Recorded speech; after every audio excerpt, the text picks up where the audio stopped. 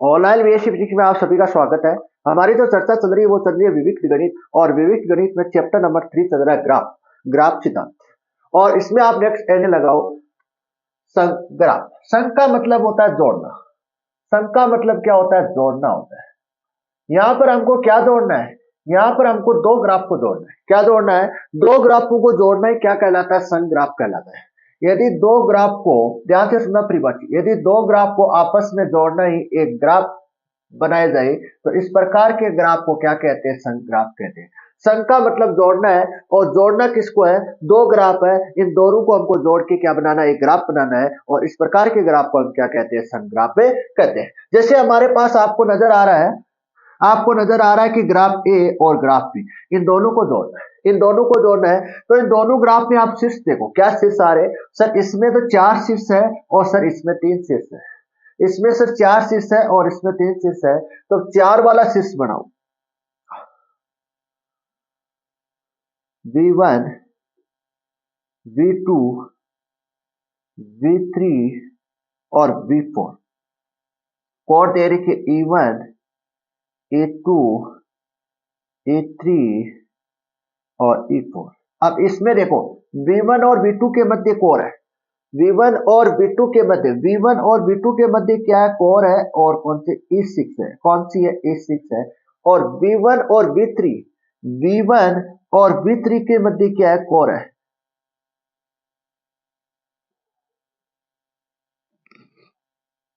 ये 3 है। यहाँ पर क्या 3 है? V1 और V3 के मध्य कोर है। V1 और V3 के मध्य क्या कोर है? तो ये कोर कौन सी कोर है? सर E5 है। कौन सी कोर? सर E5 है।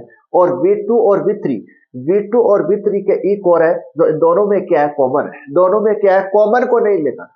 कॉमन को आप इस प्रकार से नहीं, कॉमन तो एक ही कोर रहेगी, कॉमन में आपको एक ही कोर रखनी है। तो संघ का मतलब होता है जोड़ना। तो यहाँ पर आप किसको जोड़ोगे? दो ग्राफ को आपस में जोड़ना ही क्या कहलाता है? संघ ग्राफ कहलाता है। तो परिभाषा किस प्रकार से बनेगी? यदि दो ग्राफ को आपस में जोड़कर एक ग्राफ बनाया जाए तो इस प्रकार के ग्राफ को हम क्या कहते हैं? संघ ग्राफ कहते हैं। ये मैंने आपको क्या किया? एक एग्जाम्पल के माध्यम से इसको समझाया।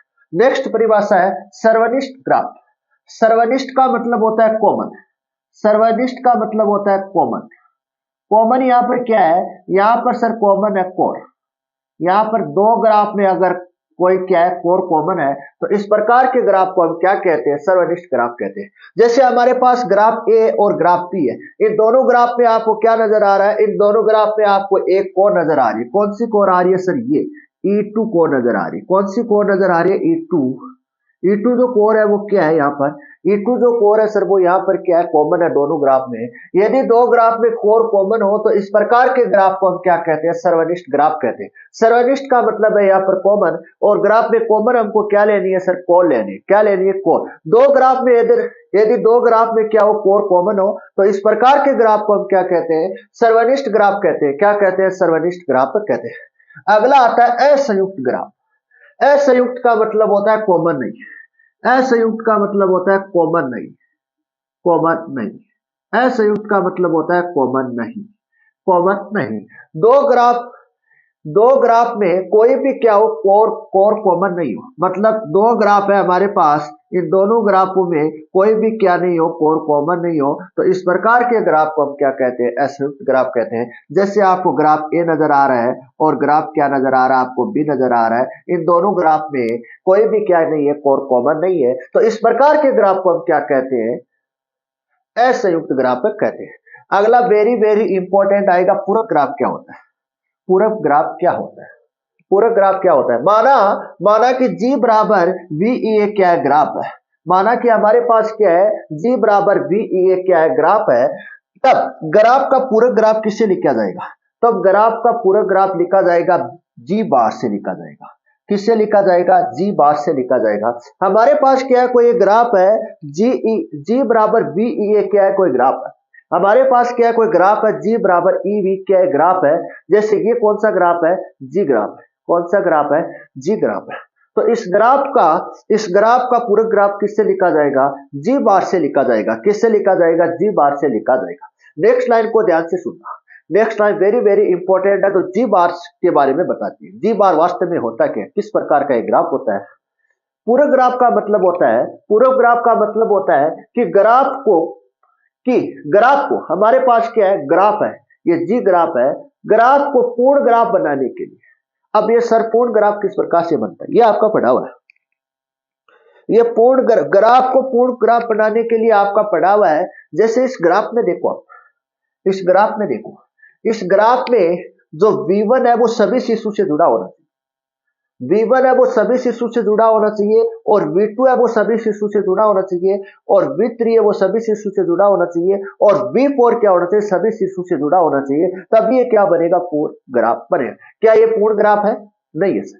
क्यों नहीं है? क्योंकि सर जो V1 है वो V4 से नहीं जुड़ा हुआ है, और V2 है वो किससे नहीं जुड़ा है, V3 से नहीं जुड़ा है, तो ये पूर्ण ग्राफ नहीं है। अब ध्यान से सुनो, पूर्ण ग्राफ का मतलब होता है कि ग्राफ को पूर्ण बनाने के लिए जिन कोरों की आवश्यकता होती है, मतलब ग्राफ में जिन कोरों की आवश्यकता होती है, इन आवश्यक कोरों को हम क्या कहते हैं, पूरक ग्राफ कहते हैं।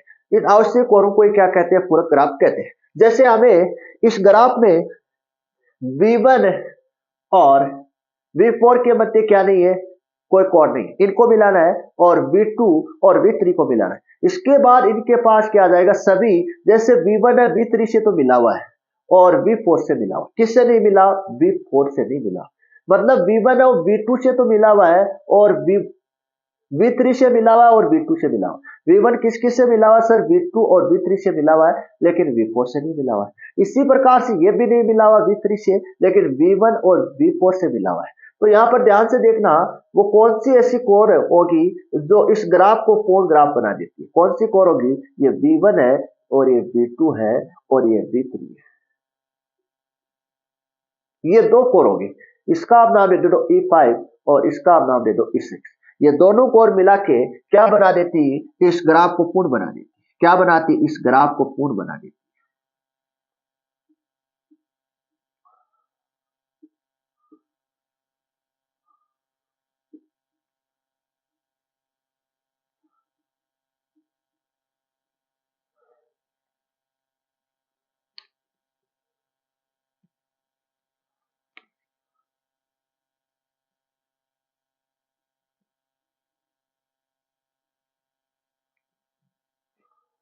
ये तो जी ग्राफ है, और ये जी बार ग्राफ है, ये पूर्ण ग्राफ है।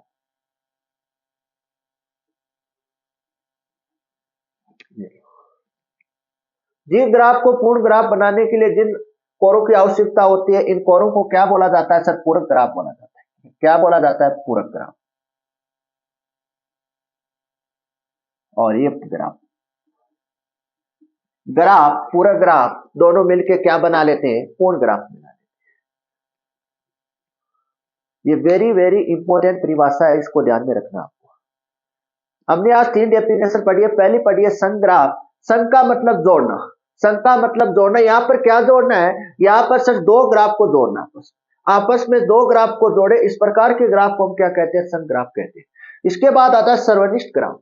सर सर्वनिष्ठ का मतलब होता है कॉमन। तो यहाँ पर ग्राफ में क्या चीज कॉमन होनी चाहिए, कोर कॉमन होनी चाहिए। क्या होनी चाहिए, कोर। सर कोर क्या होती है, दो शिशु के मध्य जो खींची गई जो लाइन होती है वो क्या कहलाती है, कोर कहलाती है। और असंयुक्त ग्राफ क्या होता है, असंयुक्त का मतलब होता है कॉमन है। सर यहाँ पर कॉमन नहीं है, यहाँ पर क्या है, यहाँ पर सर क्या कॉमन नहीं होना चाहिए ग्राफ में, ग्राफ में क्या कॉमन नहीं होना चाहिए, कोर कॉमन नहीं होनी चाहिए। क्या नहीं कॉमन नहीं होना चाहिए, ग्राफ। दो ग्राफ में कोई भी कोर कॉमन नहीं हो तो इस प्रकार के ग्राफ को असंयुक्त ग्राफ कहते हैं। आपको ये दोनों ग्राफ नजर आ रहे हैं, इन ग्राफों में आप देखो दोनों ग्राफ में क्या नहीं है, कोर कॉमन नहीं है। इसके बाद आता है पूरक ग्राफ, वेरी वेरी इंपॉर्टेंट है। जैसे हमारे पास कोई क्या है, एक इस प्रकार का ग्राफ है, इस ग्राफ को हम क्या लिख देते हैं, जी लिख देते हैं, और इस ग्राफ में क्या सिस और कोर है, क्या सिस कोर है। तो माना कि जी बराबर ए क्या है, बी ये ग्राफ है, तब ग्राफ का पूरक ग्राफ क्या हो, किससे लिखा जाएगा, तब इस ग्राफ को पूरक ग्राफ से किससे लिखा जाएगा, जी बार से लिखा जाएगा। वास्तव में जी बार है क्या, यहाँ पर वो समझते हैं, वेरी वेरी इंपॉर्टेंट है यहाँ पर जी बार पूरक ग्राफ। पूरे ग्राफ का मतलब होता है कि ग्राफ को पूर्ण बनाने के लिए जिन कोरों की आवश्यकता होती है, इन आवश्यक कोरों को हम क्या बोलते हैं, पूरक ग्राफ में बोलते हैं। वेरी वेरी इंपॉर्टेंट लगा लेना इसको, पूरक ग्राफ को। ये कई बार एग्जाम में आ चुकी है आपकी।